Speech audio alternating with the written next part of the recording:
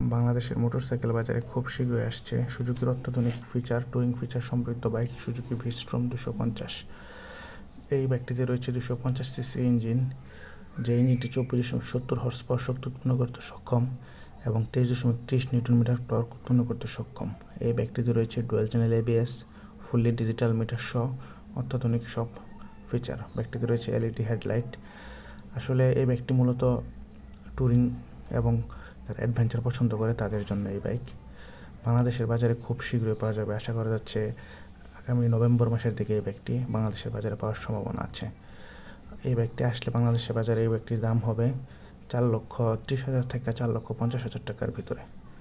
ধন্যবাদ। নিরাপদ হোক সকলের পথ চলা।